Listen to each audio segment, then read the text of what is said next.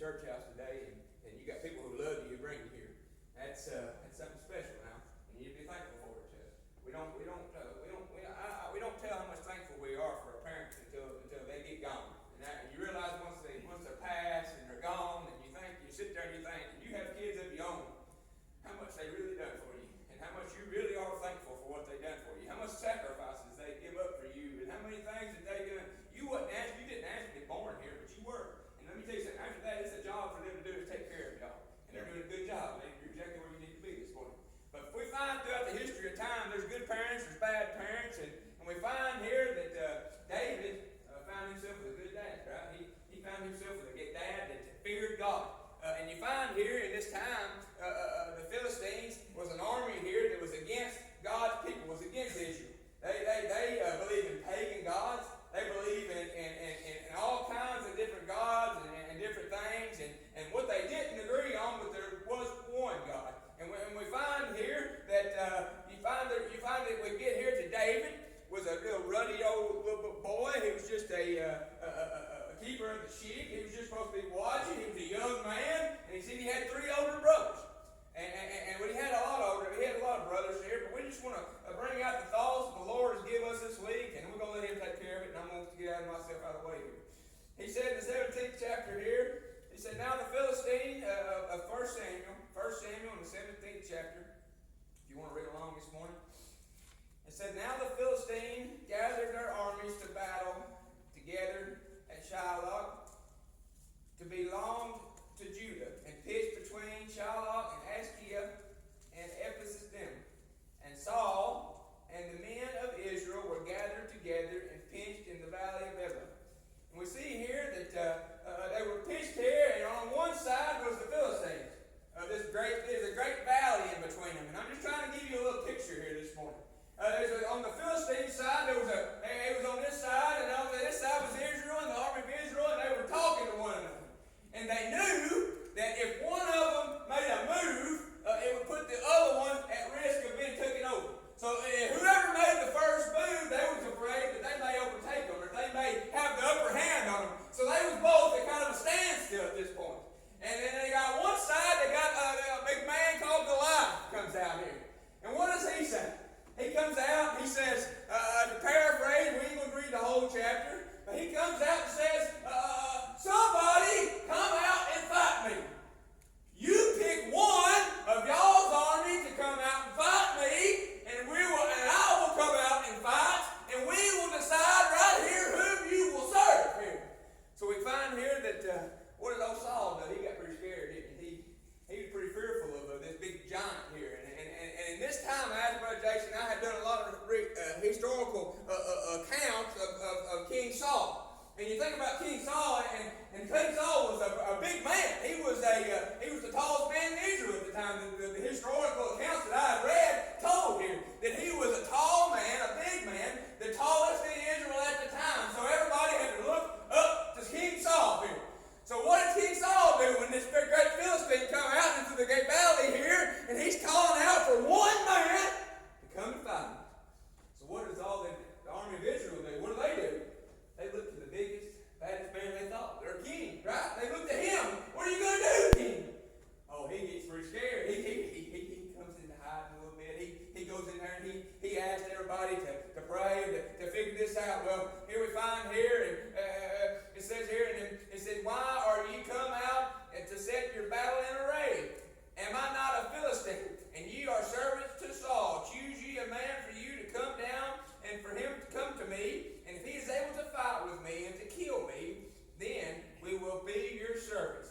But if I prevail against him and kill him, then surely you be our servants and serve us. And the Philistine said, I defy the armies of Israel. This day give this man that we may fight together. He says, I defy your God. And he's sitting there cussing his God, and he's sitting out there for 40 days talking all about our God, talking all about our people, talking all about how bad he is and how nobody can defeat him. Bring one man! They sit there for 40 days and they waited. And what does it say here?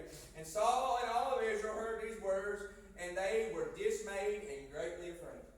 Oh, wait. You think about that. After all the things they had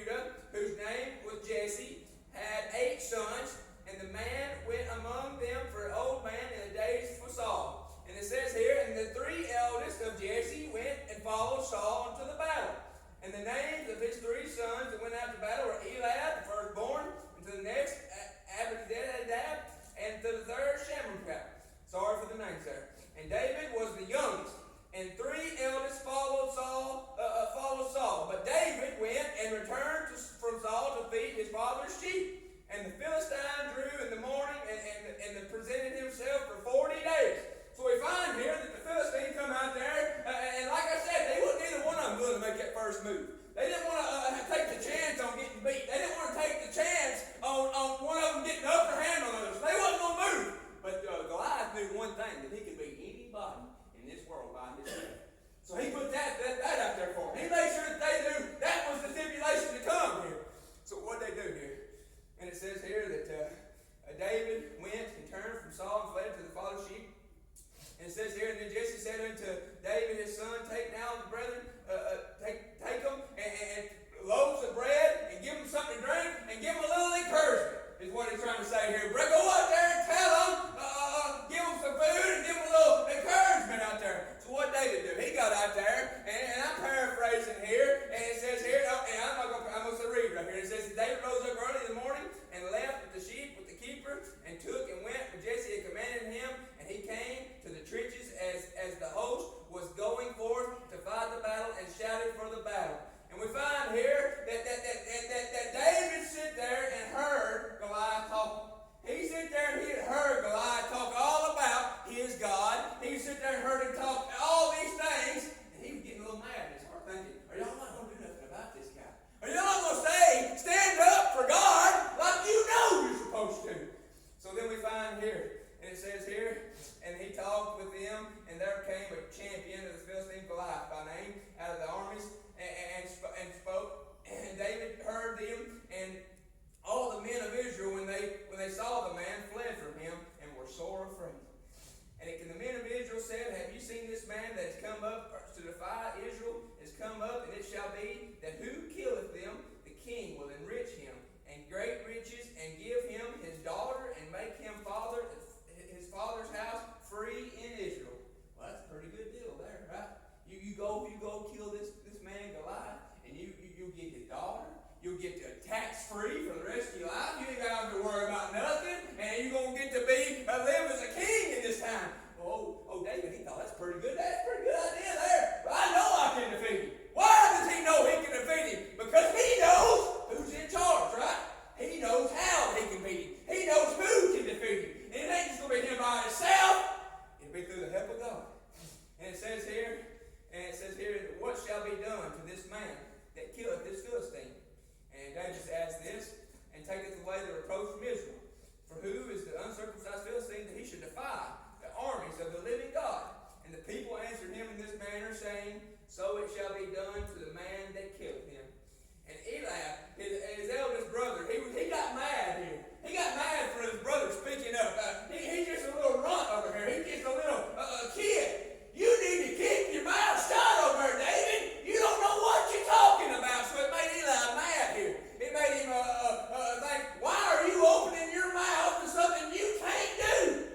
Boy, what we find here, and it says here, and he said, why comest thou hither? And who hast thou left the sheep with in the wilderness? I know thy pride and the naughtiness of thine heart, for thou art come down, and thou mightest see the battle. He just thought he was coming in there just to he just wanted to see something. He just wanted to see a little action out there. He wanted to be nosy. That's what his brother thought here. And David said, what I have done now, what have I done now? What have I now done? Is there not a cause?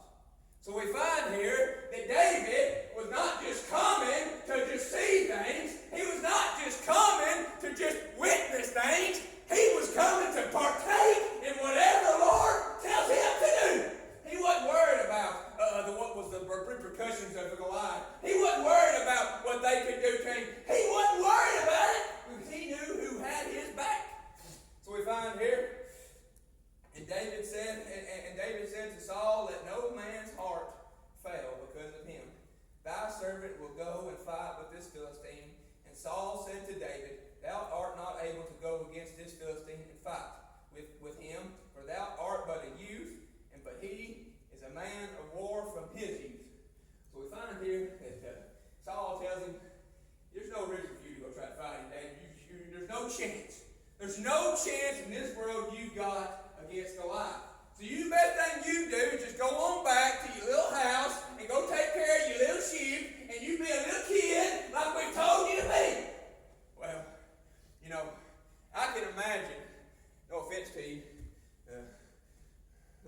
brother, but it'd be like brother come back here saying he's going to come and whoop the biggest man on earth. I'd look at him and I'd say, well, you probably ain't got much of a shot, man. You're pretty little, you're pretty small. You ain't got much of a shot. You're small. there and you just let somebody bigger handle it. So we find here that David said, and I want you to listen to what David said. And what the faith that David had right here is the same faith that I had when I got saved. It's the same faith that I had whenever God told me to go preach, and I didn't think that I could do it. I didn't think I could go do this. But I can tell you, it's the same faith that every one of us got to have to be saved and to get anything you want in this life through God. Right here it says, and David said in the 34th verse unto Saul, Thy servant keep his father's sheep, and there come a lion and a bear, and took the lamb out of the flock. And I went after him, and smote him, and delivered it out of his mouth. And when he arose against me, I caught him by his beard, and smote him, and slew him. And they slew both, and thy servant slew both the lion and the bear, and this uncircumcised Philistine shall be as one of them, seeing he hath defiled the armies of the living God. David said, Moreover, the Lord that hath delivered me out of the paw of the lion and out of the paw of the bear, he will deliver me out of the hand of this Philistine. And Saul said unto David, Go, and the Lord be with thee. You know, I'm sure that whenever David was speaking here, everybody around him was saying, He's crazy. There ain't no way that he survived a lion and a bear. Well, you know, I could say pretty quick that Saul saw in his eyes how serious he was and how he believed with all his heart. And he knew that whatever the spirit that come over him, the ability to come over him when he was faced with that lion and that bear, that same faith and that same ability and that same power would come over him when it come to slewing that Philistine. He wasn't scared of it. He knew that God saved him from that bear. He saved him from that lion, which was two of the most fiercest, ruthless, most feared predators in the world. He killed both of them. You don't think he was scared of that Philistine, which was just a man? No, he knew God had his back. He knew where he got all his strength from. He knew where everything come from. And something that the older people in the area feared. They said they had a little fear in their heart. They had a little doubt in their heart. They were older. They had seen things. They had knew things. They ought to have known better than to sit there and say, we don't think we can beat this man. It took a little bitty old runt of a kid to stand up and show it ain't the look of your appearance. It's what's on the inward part of you. And what you know and who you know. And the world wants to take that a different way. It ain't about what you know, it's who you know in this world. The world will tell you that over. And I'm going to tell you that right now. It ain't about what you know, about who you know. It ain't about nobody in this earth. It's about if you know Jesus Christ or not. That's where your help comes from. So we find here, and it says here, and David armed himself, and Saul armed David with his armor, and put on a helmet, a breastplate of brass upon his head, and armed him with a coat of mail. You know, they said, well, if you're going to go into this battle, we need to put you some armor on, make sure that you're covered. You know, we want to make sure that you got something to protect you, something to watch over you, something to keep you safe. But what did David say? He put that stuff on. He couldn't even move. He was so heavy. He couldn't even do anything. He said, how am I going to defend myself? I can't even move. But he says here, and David girded his sword upon his armor, and he has saved, for he had not proved it. And David said unto Saul, I cannot go with these, for I have not proved them. And David put them on. But you know what David did there? He went into that battle with something he had proved, his faith. He didn't have to go in there with a sword. He didn't have to go in there with a shield. He didn't have to go in there with armor, a helmet. He didn't have to go in there with nothing but a sling and 5 rocks. So we find here, he took his staff in his hand and chose him 5 smooth stones out of the brook and put them in the shepherd's bag, which he did have. And in the script, his sling was in his hand, and drew near to the Philistine. So we find here that Goliath had been out here in this big old valley for 40 days and 40 nights saying, come get you some. Come get you some of me. And talking about God and talking about y'all's God can't save you. There ain't nothing that can save you from me. I am the biggest, the baddest, and nobody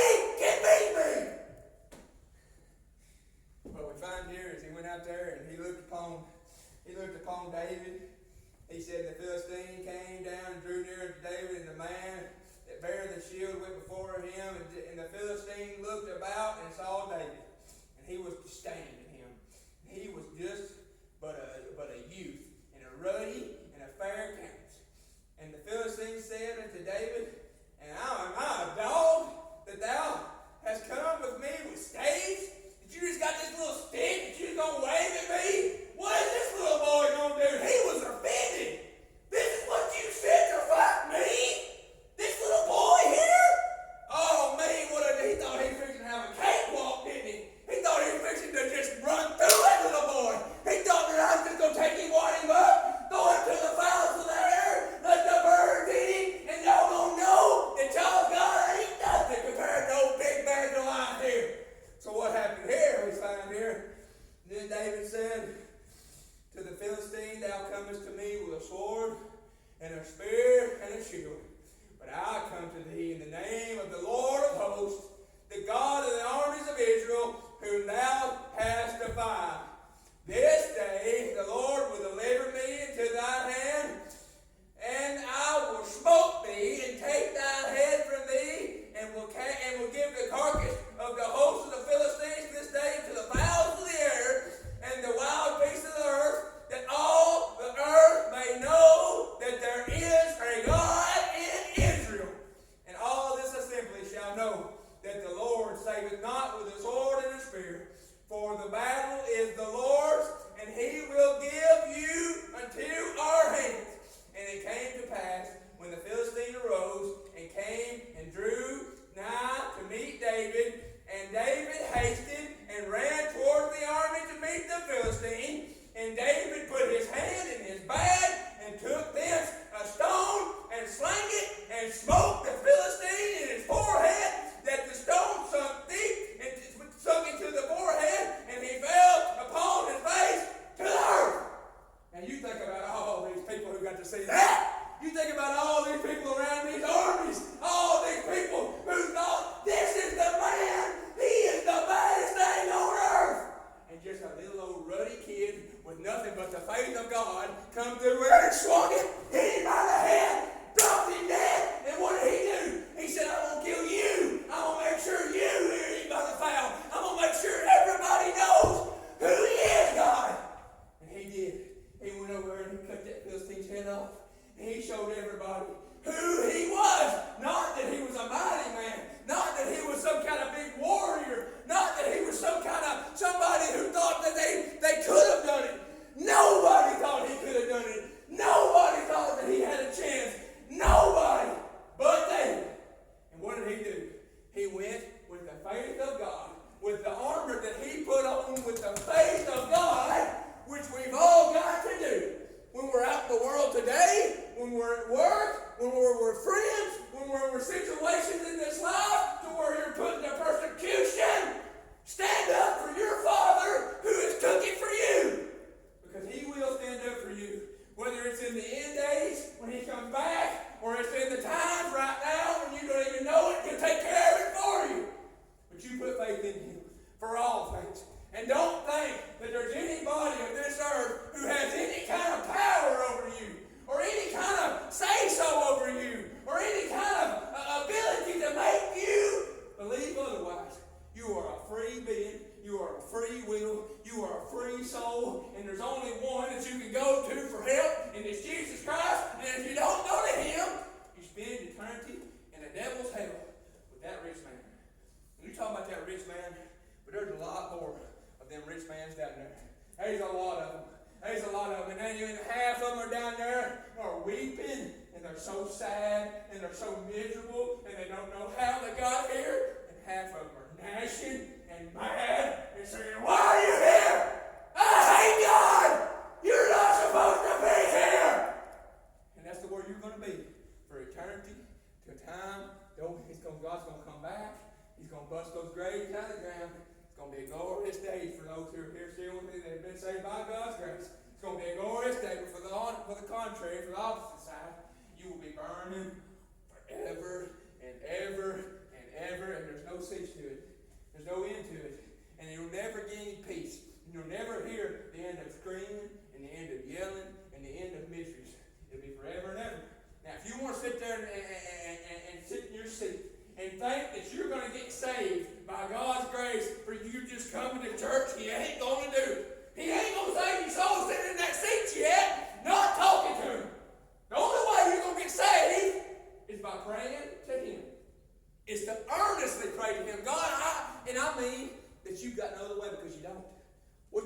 realize as a lost sinner is that you've got no other way. You know, this life wants to give you a lot of outs. You know, out here, drugs, alcohol, this, that. They'll give you all kinds of outs. You're talking about the straight path. You're talking about that straight way. That's where you're going to find God. It ain't going to be over here. It ain't going to be over here. It's going to be right here. Whenever there's everything else in the world has got out of your way, you can talk to Him. That's where I found Him. That's where I found Him. Whenever I got everybody else out of the way, whatever I was holding on to, I let it go.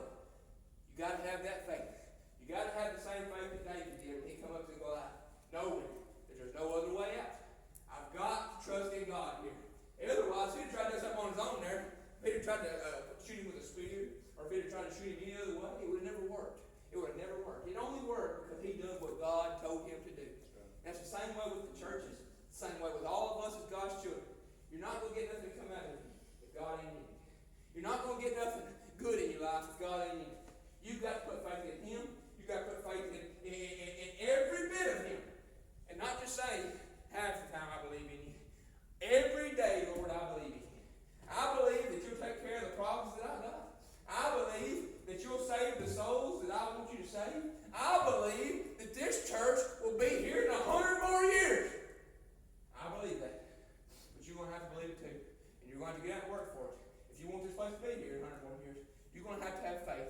You're going to have love. And you're going to have a want to for God that the rest of this world don't have. We walk around here, we're so privileged.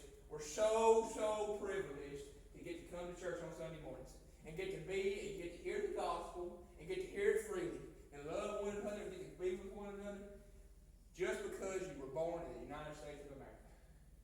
That's the only right that you have that is given to you today. You could have been born in North Korea to where you had no opportunity to even see a Bible. Can you imagine that? The birth right that you have is from the good Lord above. You need to thank Him for just that alone. You just be here today.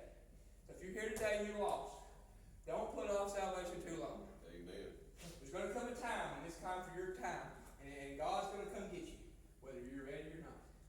He's coming to get you, whether you're ready or not. I'm ready to go. I have no doubt in my mind. I have no doubt. That's why it's just so good to say. There's no doubt in where I'm headed. Brother, you don't have no doubt, do you? No, sir. There is no doubt where I'm headed one day after a while. I know where I'm headed. Do I deserve it? No. I do not. I do not deserve it. But I tell you what, He gave it to me, and I'm sure thankful for it. I don't deserve anything that I've got. He gave it to me. You know, I'm just an old sinner, sorry sinner. He saved me, and He can do the same for you. While we're here, while you're here and lost, come seek the altar while you can. Get a song, come around for a Christian handshake.